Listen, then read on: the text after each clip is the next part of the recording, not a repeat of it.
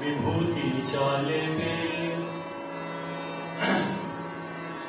विभूति चाले पे शरीर अवधे शुभ्र विलसे विभूति चाले पे शरीर अवधे शुभ्र विलसे सुमशानी जोरागे कटे सव्याघ्रांबर दिसे स्वभावे निर्वाणी सुरवर मुनी ज्यासी जपती स्वभावे निर्वाणी सुरवर मुनी ज्यासी जपती असा शंभू द्यावो सकल अमुचे अर्थ पुरती नमः पार्वती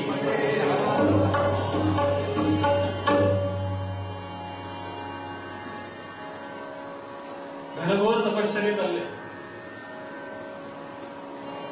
घनघोर म्हणजे घनघोर अन्न पाण्याचा त्याग करून पंचाग्नी साधन करून आता पंचाग्नी आपल्याला माहिती म्हणून मी सांगितलं चारही ठिकाणी अग्नी आणि पाचवा सूर्य असा पंचाग्नी असं घनघोर तपश्चर्या चालली अन्न नाही पाणी नाही आजच्या सारखं त्याला आम्ही हिंदीमध्ये आपल्याकडे एक शब्द आहे अनशन उपवास अनशन काही ठिकाणी उपवास सुद्धा करतात साखळी उपवास साखळी अनशन साखळी अनशन म्हणजे कसं की आम्ही आटपून येतो मग आम्ही आल्यानंतर तुम्ही आटपायला जा सद्गुरुनाथ महाराज ते मिल मजदूर संघवाले वगैरे असतात ना ते करतात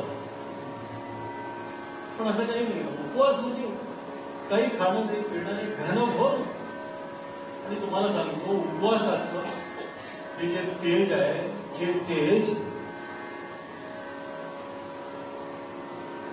थेट स्वर्गापर्यंत गेलं आपल्याला माहिती आहे 5-6 वर्षापूर्वी सुद्धा असाच एकाने उपवास केला होता दिल्ली हल्ली होती त्यावेळेला मी पाहिलेलं सद्गुरुनाथ महाराज ते आमच्या गावचे अण्णा हजारे त्या काळी आता आमचा मोठा तालुका आहे पारनेर महाराजांचा पारनेर हा तालुका 120 गाव त्या 120 गावातलं एक छोटं गाव राळेगण सिटी त्यात अण्णा हजारे हे समाजसेवक त्या छोट्याशा गावामध्ये 35 ते 40 ओबी व्हॅन उभ्या असायच्या बाईट्स घेण्यासाठी स्टेटमेंट घेण्यासाठी आता एकही येत नाही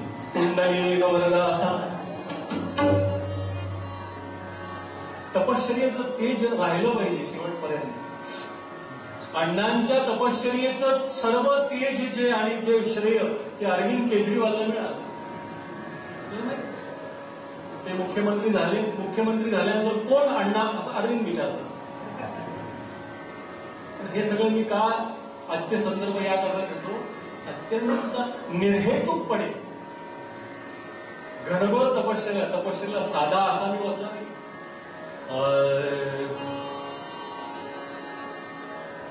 ज्ञानेश्वर महाराजांच्या वेळचं वर्णन आहे पहिलं मेरूचे शिखर पहिलं मेरूचे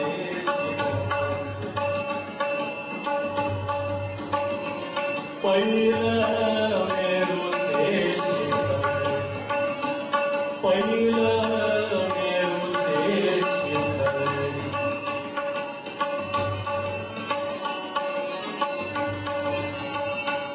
पहिलं मेरूचे शिखरी एक योगी निराकारी एक योगी निराकारी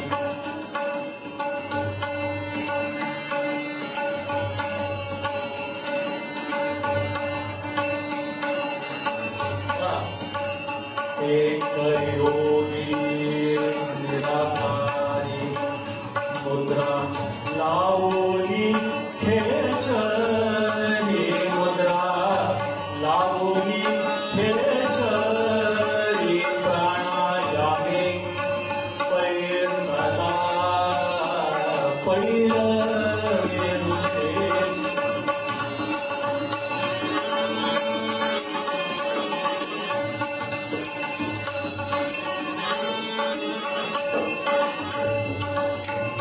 त्याने सांगितलेली माया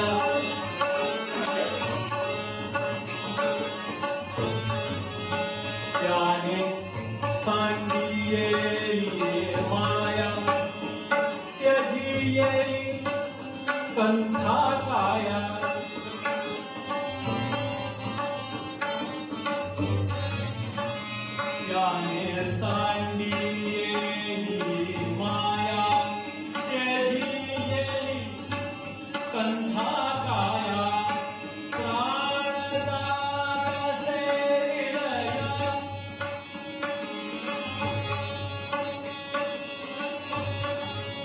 प्राणदासे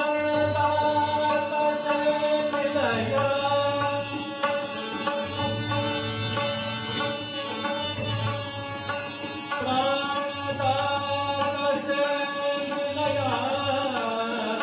या ब्रह्मांडा माझारी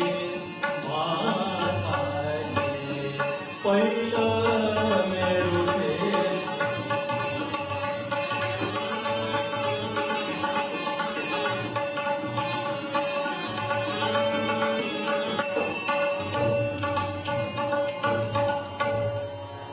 सर्व आसमंतात एकच आवाज. आज सोमवार आहे, आपण याच मंत्राचा उच्चार करू. नामजप तुम्ही कायम करता, मी नामजप कधी करत नाही, मी मंत्र जप करतो. नामजपात मंत्रजपात खूप फरक आहे. मी तो मंत्र सर्वांना सुपरिचित असलेला शिवपंचाक्षरी आपण सर्वांनी त्याचा उच्चार एका स्वरात करूया. ओम नमः शिवाय. बोला.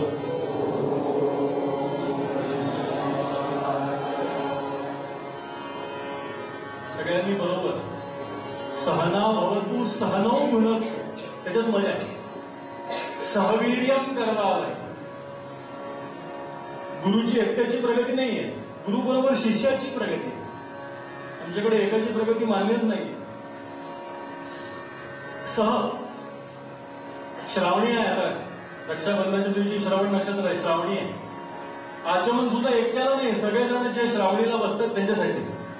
सर्वे सह आचम्य. हे सह मध्ये काय म्हणजे? ही एकट्याची उपासना नाहीये, ही सह उपासना आहे. सद्गुरुनाथ महाराज श्रावण सत्र म्हणजे सह उपासना. म्हणून मी म्हणतो सर्वांनी एका थोडासा मागे पुढे खाली वर असं काही नाही, सर्व आपण एकच आहोत. श्रोता वक्ता श्रीराम समर्थ. परत मी सांगतो, परत दोन आहे. त्या द्वैतामध्ये अद्वैत आहे, पूर्णाद्वैत आहे. नुसतं अद्वैत नाही, पूर्णाद्वैत.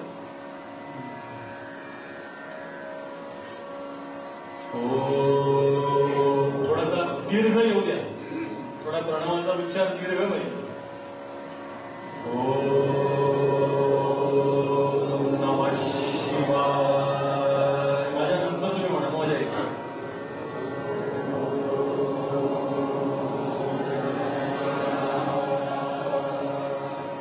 ओम नमः शिवाय.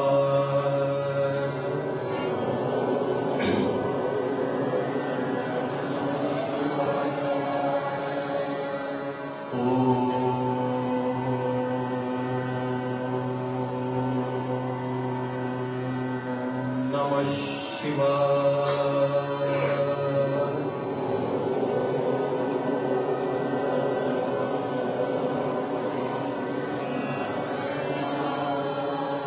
पार्वती पते हर हर महादेव. हे जे व्हायब्रेशन्स आहे, म्हणून मंत्राचे अर्थ लावायचे नसतात, त्याची अनुभूती घ्यायची असते. पूर्वरंगाचा विषय परत काय आहे, बुवांचा अजून पूर्वरंग सुटला नाही. सद्गुरुनाथ महाराज मला उत्तर रंगात लवकर जायचं नाही अजून, पण ठीक आहे. चरित्रवाद असा सगळा अवकाशामध्ये, म्हणजे तुमच्या लक्षात आलं की तपश्चर्या कोणाकरता चालू आहे? कोणाच्या परत जाण्याकरता चालू आहे? महादेवाप्रत जाण्याकरता. आणि अण्णांनी इथे आंदोलन केलं, दिल्ली जशी हलली तशी या देवांची अमरावती ती हलायला लागली.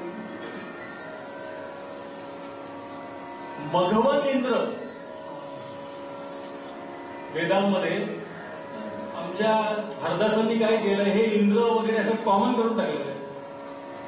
नारदीय संकीर्तनामध्ये हे देव वगैरे त्यांचे मित्र असल्यासारखे. नारद आला काय म्हणतात, तसा याचा लहानपणापासून नुमवी शाळेत एकत्र होते 10वी पर्यंत. काय होतं म्हणजे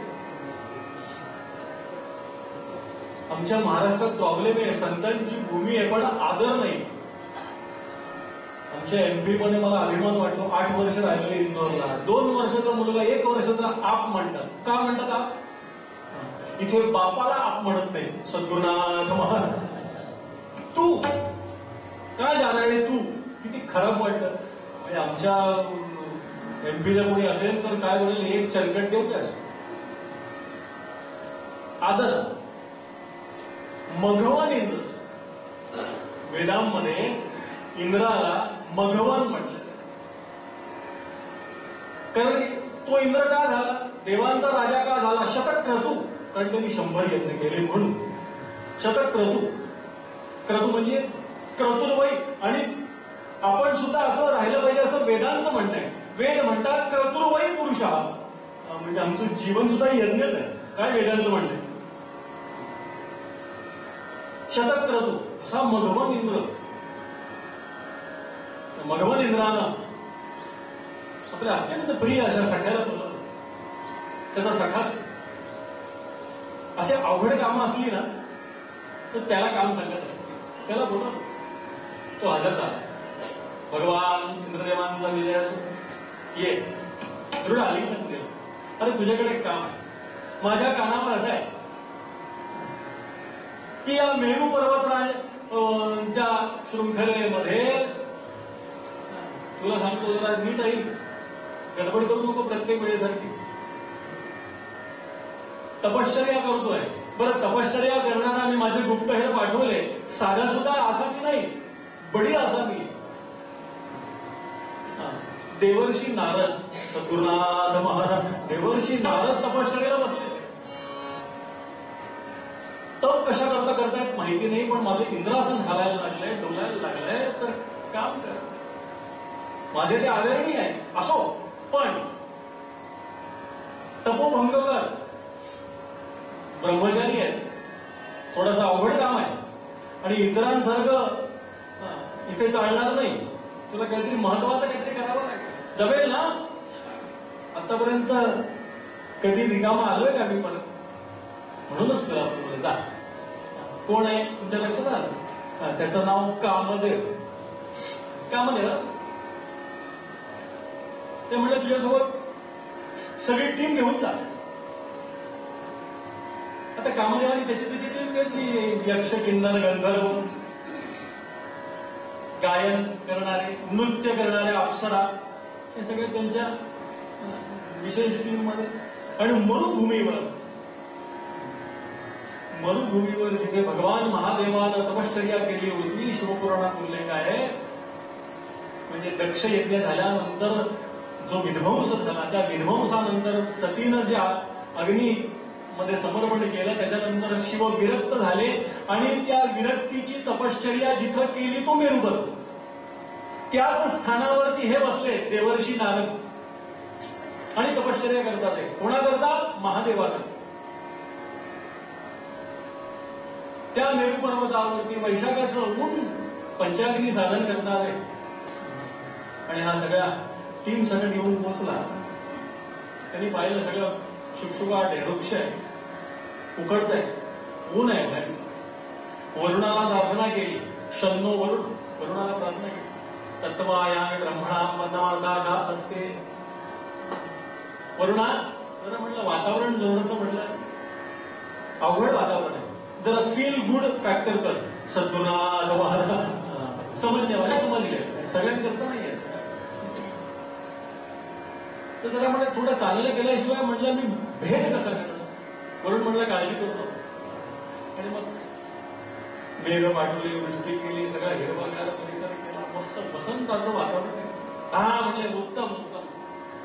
त्याने आपलं शरसंधान केलं. अप्सरा नृत्य करू लागल्या, यक्ष, किन्नर, गंधर्व गायन करू लागले.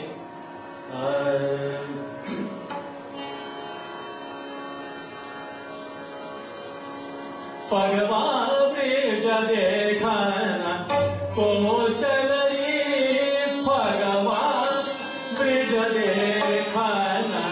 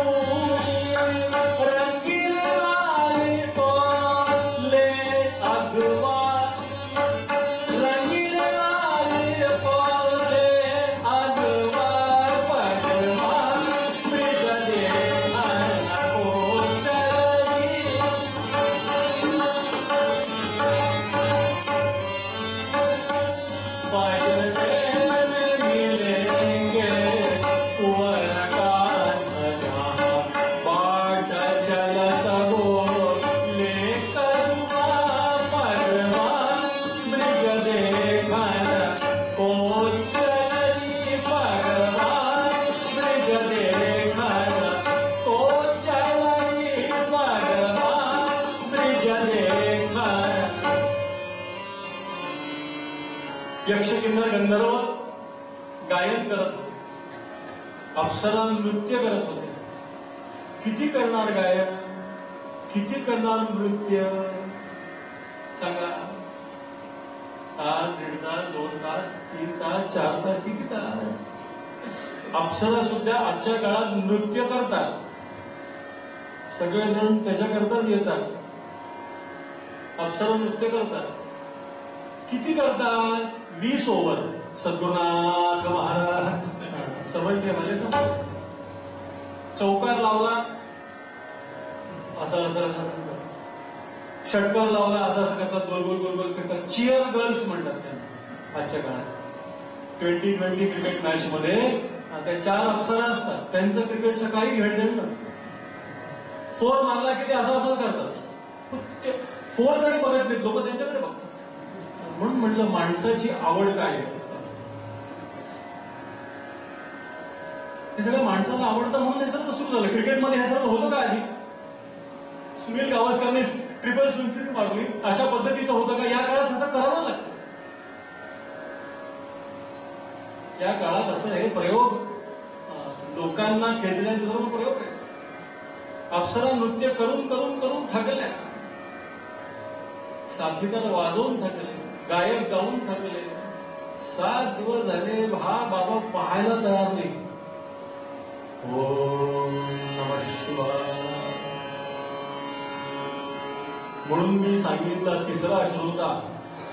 पहिल्या सांगितली चाळणी, दुसरे सांगितली चूल, नाही क्षमा करा सू. आता हा तिसरा श्रोता बरं नारद मुनी. चूल स्वतःही तप्त आणि ज्याच्यावर जे त्यालाही तप्त. सद्गुणा अपक्वाला पक्व करणारा साधू. लक्षात घ्या, चूल साधन नाही. अग्नी अग्निमेळे पुरोहितम यज्ञस्सले भूमिजम होतार रत्नभाग. अग्नी स्वतः शुद्ध आहे, स्वतः शुद्ध असतो आणि इतरांनाही शुद्ध करतो. म्हणून त्या अग्नीचं जे शुद्ध स्वरूप आहे त्याला अंगारा म्हणतात, भस्म म्हणतात. आणि ते भस्म महादेव स्वतःला चर्चित करतो. साधी गोष्ट नाहीये. भस्म अंगारा साधन नाही. ओम मानसतो केतनये मान आयुष्मान गोषमान अश्वेश्वरीचा वीरान्मान रुद्र भामितो हविष मंत्रमसा विधेमते त्रायुषम जमदग्ने रितिललाटे कस्य पशत्रायुषम कंठे अगस्तस्य त्रायुषम नाभोयत देवानां त्रायुषम दक्षिणस्कंदे तन्मे अस्तु त्रायुषम वामस्कंदे सर्वमस्तु शतायुषम शिरसी धारयेत. शिरसी नाहीये, धारयेत. भस्म धारण किती आहे. जसं अलंकार धारण आहे ना, तसं भस्म धारण आहे, तीर्थ धारण आहे. हा धारणाचा विषय. म्हणून हा तिसऱ्या पद्धतीचा साधक चूल अग्नी अपक्वाला परिपक्व करणारा. त्यांनी या अशा सगळ्या गोष्टींकडे काय पाहावं. 7 दिवस करून करून करून करून थकले. कामदेव मनात विचार करतो की समजा मी जास्त काही केलं आणि बुवांनी डोळे उघडले आणि केली माझी पुण्यतिथी. महादेवांनी केली होती एकदा. मला भस्म करून टाकलं तर करता काय. भगवान इंद्रानं जाऊन सांगू आपण शरणागती देवा. नारद मुनी ह्या ब्रह्मचर्याचे श्रेष्ठ साधक आहेत. हे सर्व अशा याला ते भुलणार नाही. तुम्हाला काहीतरी वेगळा मार्ग काढावा लागेल. भगवान इंद्र म्हटले काय हरकत. मी शेवटी राजा आहे, राजकारणी आहे, मला माहिती. तेव्हापासून प्रथा चालू आहे. भगवान इंद्र आले, नारदांची स्तुती केली. स्तुती केली खूप. नारदांनी डोळे उघडले. म्हटला आपण फार महान आहात, आपलं तपश्चर्या महान आहे वगैरे वगैरे सर्व स्तुती केली. नारदांनी त्या स्तुतीकडे ऐकलं नाही. कारण नारदांची अवस्था कशी. परत पूर्वलिंगांचा अवस्था वाटते. भिद्यते हृदय ग्रंथी छिद्यन्ते सर्व संशय क्षीयन्ते चास्य कर्माणि तस्मिन् दृष्टे परावरे. ही परावरे नावाची दृष्टी सांगितली साधकांकडे. भिद्यते हृदय ग्रंथी छिद्यन्ते सर्व संशय. नारद मुनी म्हणाले अरे म्हणजे मी असं म्हटलं असतो काय रे माळ झाला काय तुला. इंद्र म्हणाला नाही क्षमा करा. मग त्या कामदेवाला पाठवतो काय, त्या अप्सराला पाठवतो काय. माझं ब्रह्मचर्य नष्ट करण्याकरता. अरे इंद्रा बरं झालं त्याला मी शाप दिला नाही. क्षमा करा क्षमा करा. आपण महान, आपलं तप हे महादेवांसारखं आहे. म्हटलं ठीक आहे जा. अरे मी तपश्चर्या काय करतोय. मला वाटलंच तू येशील माझ्याकडे. कारण माहितीये तुझं इंद्रासन डोलायला लागलं. तुम्ही राजकारण्यांना हीच चिंता काय आहे. गोड बोलू नको. मला माहिती तुझा गोडवा काय असतो. आजच्या काळात आपणही गोडवा ओळखतो. ओळखत नाही का. आपल्याकडे येतात ना 5-5 वर्षांनी लोक. त्यांच्या बापाला नमस्कार करत नाही, आपल्या बापाला नमस्कार करतात. सर ज्ञान धरणा सर 16 तारीख हा सर. आणि पक्षाचं चिन्ह काय ते सांगतात. सर बिलकुल सर. आपल्या आईला मौसी ध्यान धरणा मौसी. सगळे सगळे नाती लावतात तेवढ्या पुरतं. ही प्रथा तेव्हापासून सुरू झाली. तुला गोड बोलण्याला मी बोललो नाही. आणि तू इथपर्यंत काय आला वाटवाकडी करून मला माहितीये. हे सर्व जे तप आहे हे तुझ्या आसनाकरता नाही. इंद्र म्हणला सेफ. सद्गुरुनाथ महाराज. इंद्र मनातल्या मनात म्हणला हुश. म्हणजे आपल्या खुर्चीवर डोळा नाही. वा नाही नाही महाराज तसं काही नाही की सहज जा तुझं इंद्रासन नको. अरे अशी अनेक आसनं मी सोडून दिली. जा आता माझ्या समाधीमध्ये व्यत्यय आणू नको. आणि नाही आपण महादेवांसारख्या ब्रह्मचर्याचं पालन करणारे प्रत्यक्ष महादेव तुम्ही आहात. सांगितलं खूप वेळा वंदन केलं आणि आपल्या स्वस्थानी गेला बरं. स्वस्थानी गेला हे परत बसले जपाला. ओम नमः शिवाय.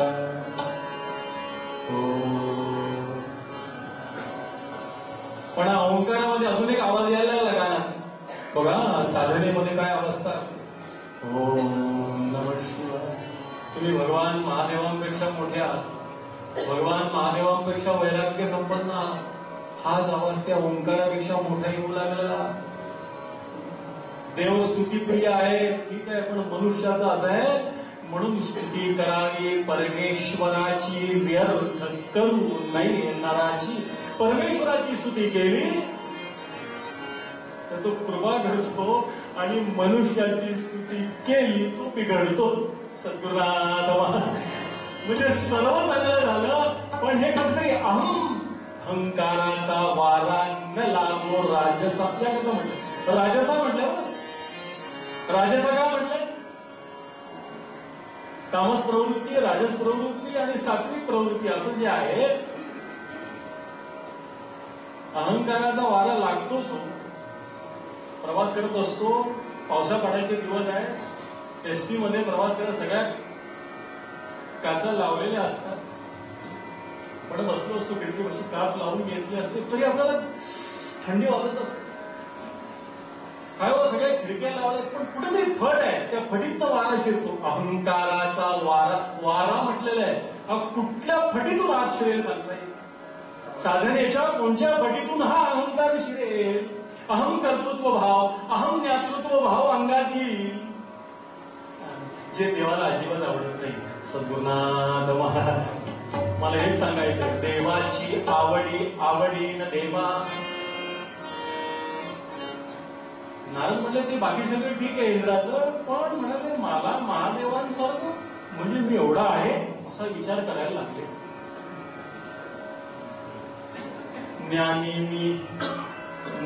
मी गुणी मी कला चतुर मी श्रीमंत मी सूर्य मी वक्ता मी कवी मी धनाढ्य तरी मी ज्ञाता जगी मीच मी वेदांती पटुकी श्रुती निपुण मी सर्वज्ञ मी श्रेष्ठ मी समजे परे न उमजे कोठील मी कोण मी.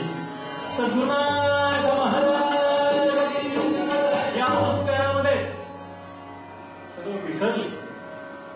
पण आता इतकं तप झालं होतं आणि असं झालं, महादेव साधनेवर प्रसन्न झाले आणि प्रकट झाले. नारदाला सांगितलं डोळे उघड. नारदांनी डोळे उघडले. कैलास राणा शेव चंद्र मोरी कैलास राणा शेव चंद्र मोरी कैलास.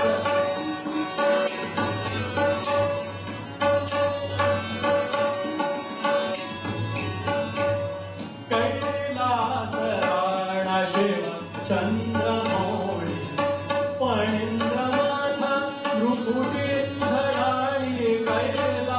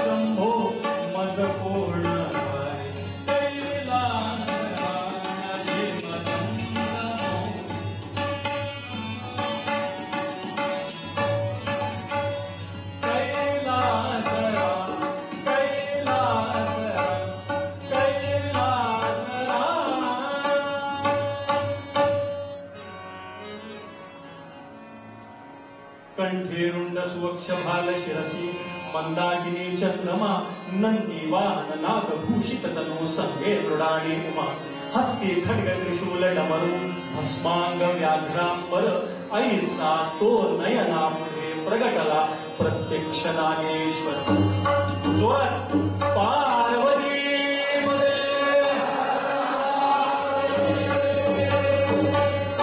नॉर्थ मध्ये आपल्याकडे नुसतं करत नाही. पार्वती हर हर महादेव. त्याचं बृहत रूप दाखवण्यासाठी असं करतात.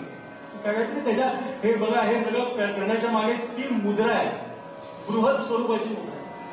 परमे व्योमन यस्मिन देवा अधिविश्वे निषेध. जे परमे व्योमन स्वरूप आहे, नारायणाचं आहे, शिवाचं आहे, ते परमे व्योमन स्वरूप दाखवण्यासाठी प्रकट झाले. नारदांनी डोळे उघडले. कंठेरुंड सुवक्ष भाल शिरसी मंदाकिनी चंद्र. महादेवा साष्टांग प्रणिपात केला. महादेव म्हणले वरमृही या वाक्या परिसुनिया तो काय बोलता झाला. वर माग मी आशुतोष आहे. आशुतोष हे भगवान महादेवाचं एक नाव आहे. आशुतोष म्हणजे लवकर प्रसन्न होणारा देव. आशुतोष लवकर, क्विक.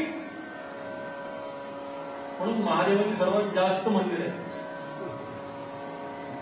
त्याच्यानंतर नारायणाचा नंबर आहे, विष्णूचा, आणि ब्रह्मदेवाचं एकच सद्गुरुनाथ महाराज. शिवपुराणात आहे का हे सर्व शिवपुराणात आहे. मोठा सुंदर ग्रंथ आहे, प्रासादिक ओवीबद्ध आहे. गीता प्रेसचा ग्रंथ तुम्ही वाचला असेल शिवपुराणाचा, त्यात फक्त कथा आहे. पण याच्यात तुम्ही अनुक्रमणिका बघाल तर एवढ्या कथा आहेत कधी आपण ऐकल्या असतील अशा कथा. असो, वर माग, प्रसन्न तुझ्या काय पाहिजे तुला. महादेवा काही नको, तुमचं प्रेम पाहिजे. सद्गुरुनाथ काही नको. देवा काही हवं, याच्याकरता तपश्चर्या करावी लागते का. मला तुमचं प्रेम पाहिजे. क्या बात आहे. फार प्रसन्न झाली. महादेवांना असा निरपेक्ष भाव फार आवडला. अरे म्हटलं काही नसताना माझ्या प्रेमाकरता तपश्चर्या केली. वा रे वा, बादत. पण तू जरी नाही मागितलं तरी मी दिल्याशिवाय राहणार आहे का. मी तुला दिल्याशिवाय राहणार. मी महादेव नाही देवा काही नको, सगळं तुम्ही भरपूर दिलेलं आहे. आता मला काही नको. फार महत्वाचं आहे, थोडं तत्वचिंतन याच्यात असं आहे. देवा मला काही नको, हे सुद्धा मागणंच आहे. सद्गुरुनाथ महाराज हे सुद्धा एक प्रकारचं मागणंच आहे, नाही का. हे डिमांड आहे. It's also in demand. Demand and supply हा रूल जो आहे अर्थशास्त्रामधला, की भक्ताची डिमांड मला काही नको हे सुद्धा मागणं आहे. त्यामुळे तुला काही नको पण मी तुला देतो. काय देतो म्हटले, अष्टमहासिद्धी देतो. अणिमा, वरिमा, लघिमा, महिमा, प्राकाम्य, 8 प्रकारच्या सिद्धी येतो. 8 प्रकार. या अष्टमहासिद्धींचं दान मी तुला देतो. पण जेणे विठ्ठल मात्रा घ्यावी त्याने पथ्ये सांभाळले. नारदा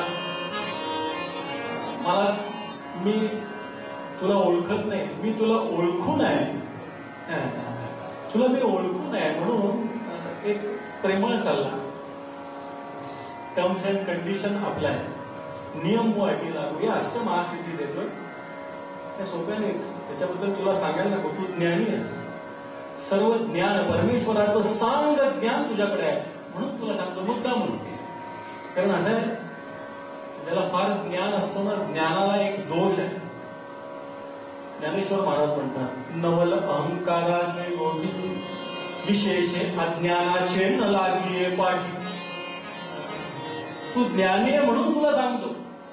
या अष्टमहासिद्धी तुला प्रदान केल्यात, फक्त एवढंच आहे, याची कोणाकडे वाच्यता करायची नाही, बोलायचं नाही.